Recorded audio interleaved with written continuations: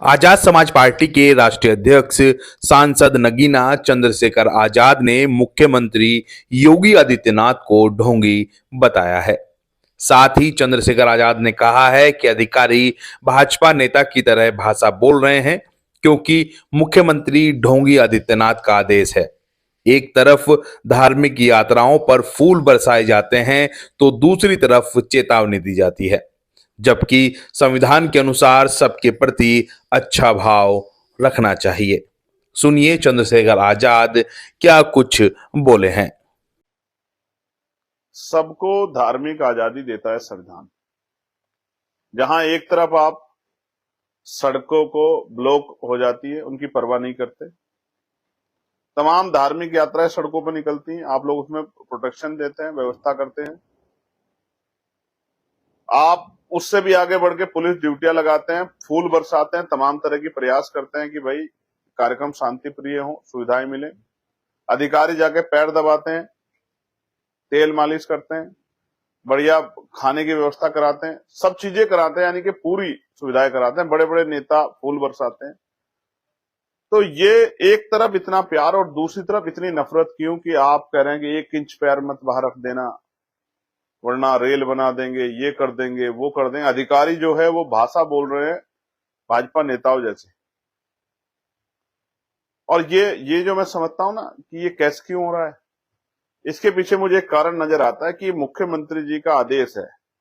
कौन मुख्यमंत्री? ढोंगी मुख्यमंत्री, ढोंगी आदित्यनाथ जी। मैं इनको ढोंगी क्यों बोल रहा हूं? इसलिए बोल रहा हूं क्योंकि वो ढोंग रचते हैं। वो कहते हैं कि भाई साहब मैं तो संन्यास लिया हुआ व्यक्ति हूं।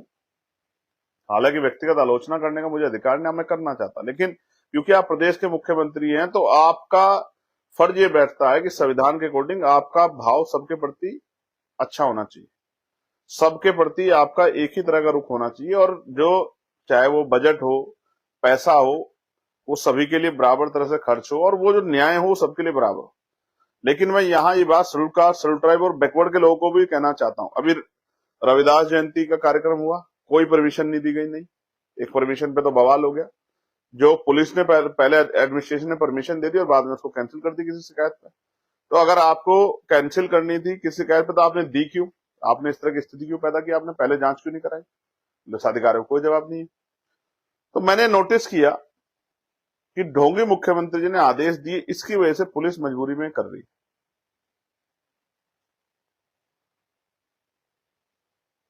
उदाहरण, उत्तर प्रदेश में कोई गुरु रविदास जी की जयंती की नई परमिशन नहीं, उत्तर प्रदेश में डॉक्टर बाबा साहब अम्बेडकर की जयंती कोई नई परमिशन नहीं, किसी शोभा यात्रा कोई नई परमिशन नहीं, किसी गुरु घर पे उस तरह का साज सजावट का प्रोग्राम। मैंने तो अपने यहाँ जिलाधिकारी से कहा भी, क्योंकि ये हमारा अधिकार है।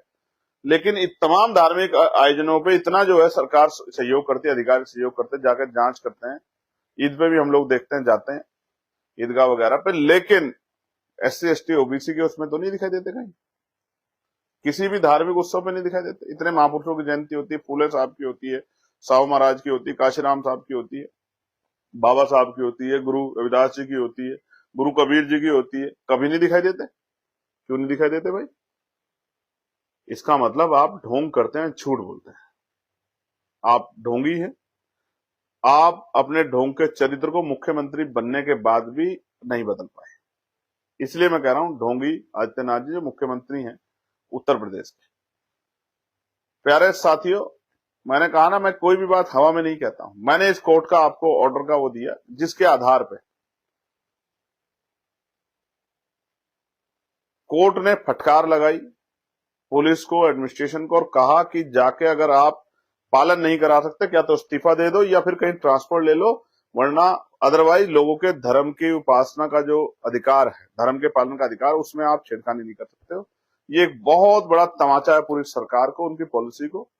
और अधिकारी बेचारे तो मजबूर हैं, पुलिस के और एडमिनिस्ट्रेशन के, सरकार के हिसाब से उनको काम करना, जो सरकार चाहती है वो काम करना, वो तो बेचारे मजबूर है। इसलिए मैंने बताया कि उत्तर प्रदेश में क्या चल रहा है।